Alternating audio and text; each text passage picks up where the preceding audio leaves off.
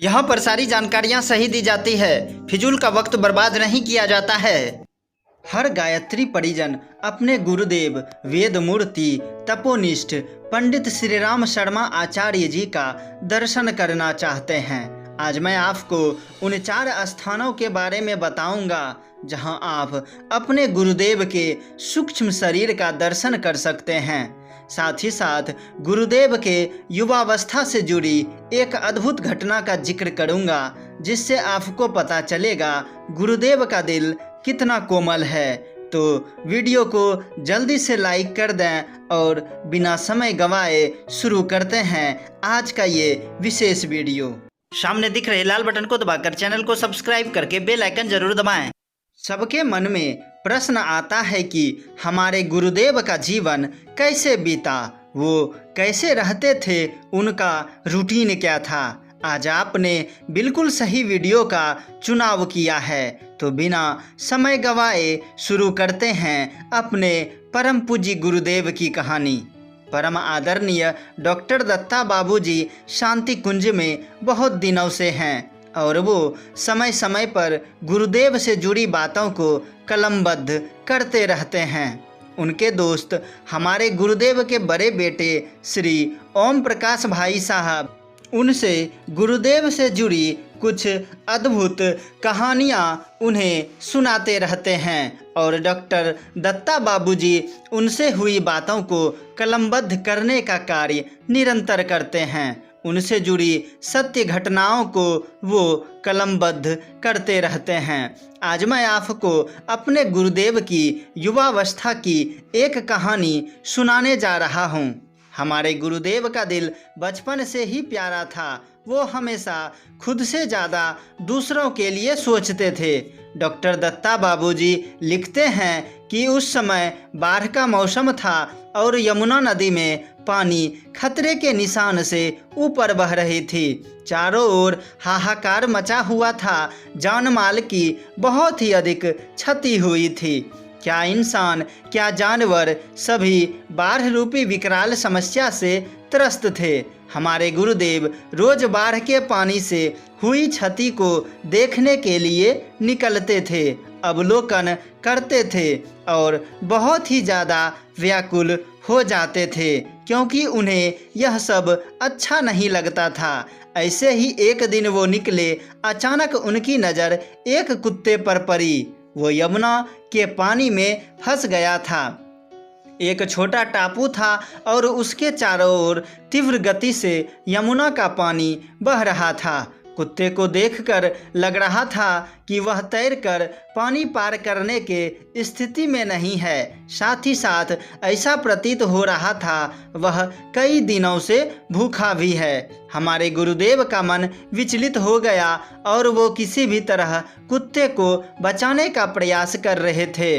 उन्होंने एक छोटी नाव, जिसे डोंगी भी कहते हैं, उससे बात किए। कुछ रुपये में डोंगी वाला तैयार हो गया। गुरुदेव डोंगी वाले के साथ कुत्ते के तरफ चल पड़े।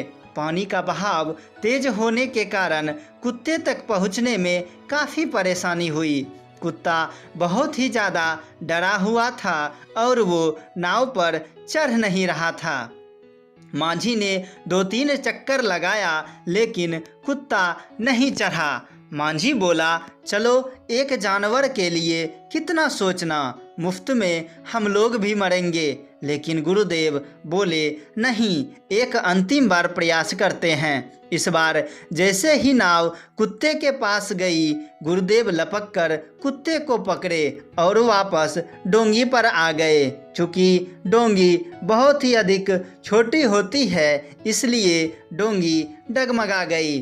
और क्या था, मांझी ने गुरुदेव को बहुत डांटा और मुफ्त में गालियां भी दी। मांझी बोला, एक जानवर के लिए खुद तो मरेगा ही, मुझे भी मारेगा।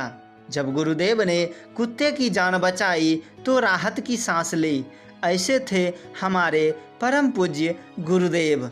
दूसरी घटना इससे भी अधिक अलौकिक है, इसलिए इस कहानी को अवश्य सुनें। हमारे गुरुदेव के बेटे ओम प्रकाश तिवारी भाई साहब डॉक्टर दत्ता बाबूजी से कहते हैं कि एक दिन गुरुदेव कहते थे कि जब मैं अपना शरीर त्याग करूंगा तो ऐसा लगेगा मैंने शरीर से अपने कपड़े उतारे हैं। मैं 3 स्थानों पर निवास करूंगा, एक माता जी के समीप, दूसरा सजल श्रद्धा प्रखर प्रज्ञा और तीसरा अखंड दीपक के पास। उस समय अमेरिका के एक परिजन भी बैठे थे। उन्होंने कहा, हे गुरुदेव, ये तीनों स्थान तो शांति कुंज में हैं और हम लोग तो बहुत दूर हैं। आप जो बोल रहे हैं क्या ये संभव है? इस पर गुरुजी बोले, बेटा, मेरा चौथा स्थान उगता हुआ सूर्य होगा।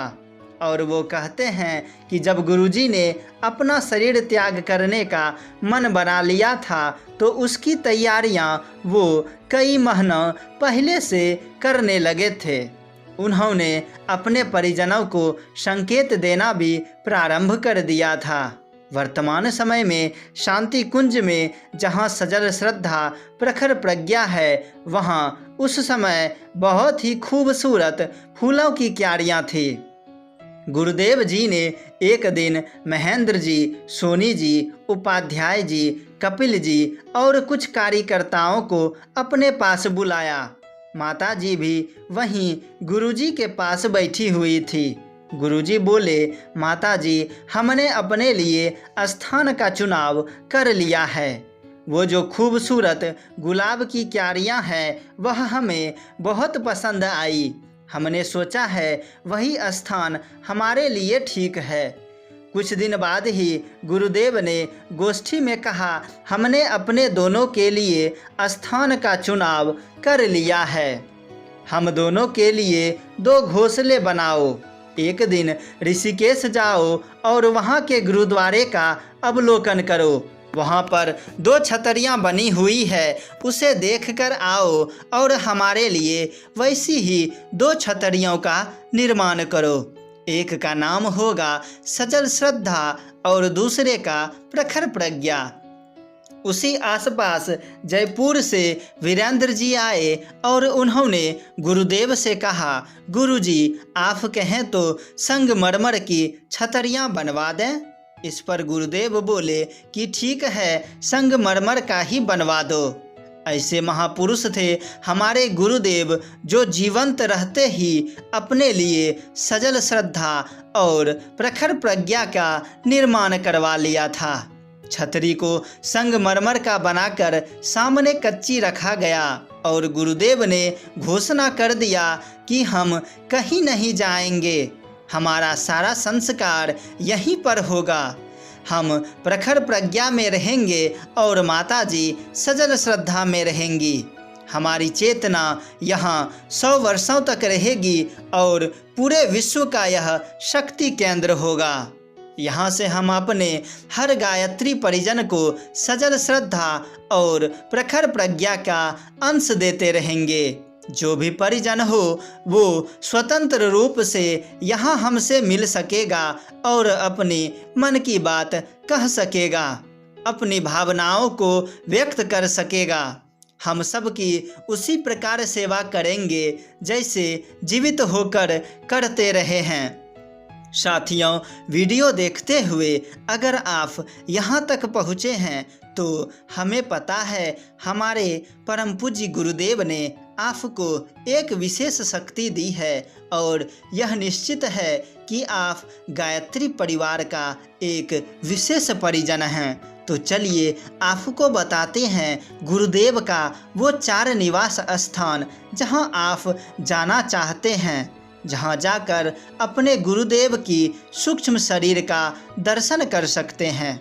वह पहला स्थान माता जी के समीप, दूसरा सजल श्रद्धा प्रखर प्रज्ञा के समीप, तीसरा अखंड दीप के समीप और चौथा उगते हुए सूर्य के समीप। आपको जब भी मौका मिले आप इन 4 स्थानों पर जाकर अपने गुरुदेव पंडित श्री राम शर्मा आचार्य जी के सूक्ष्म शरीर का दर्शन आसानी से कर सकते हैं। गुरुदेव आज भी सूक्ष्म अवस्था में हमारे पास रहते हैं। उन्हें दिल से पुकारे तो वो आपकी सारी परेशानियों को दूर कर देंगे। ऐसे ही गुरुदेव से जुड़ी यादों की सीरीज आपके पास लेकर आता रहूँगा। अगर आपको वीडियो अच्छी लगी हो तो लाइक करके कमेंट ज़रूर करें। हम हर गायत्री परिजन गुरुदेव का दर्शन करना चाहते हैं। गुरुदेव ने खुद से उन 4 जगहों का जिक्र किया है जहां पर उनका सूक्ष्म दर्शन किया जा सकता है। माताजी के समीप, सजल श्रद्धा प्रखर प्रज्ञा के समीप, अखंड दीप के समीप। इनके पास जाने में अगर आपको कठिनाई है तो गुरुदेव ने कहा है कि हम उगते हुए सूर्य के समीप भी निवास करेंगे। सुबह सुबह जगने के बाद ध्यान करने के लिए बैठ जाएं और उगते हुए सूर्य को देखते हुए यह सोचें कि हमें गुरुदेव के सूक्ष्म शरीर का दर्शन हो रहा है। निश्चित ही आपके जीवन की सारी कठिनाइयाँ दूर हो जाएगी। साथियों, मिलते हैं बहुत ही जल्द अगले वीडियो में। तब तक के लिए जय माँ गायत्री, जय गुरुदेव और सारे परिजनों को मेरा प्रणाम।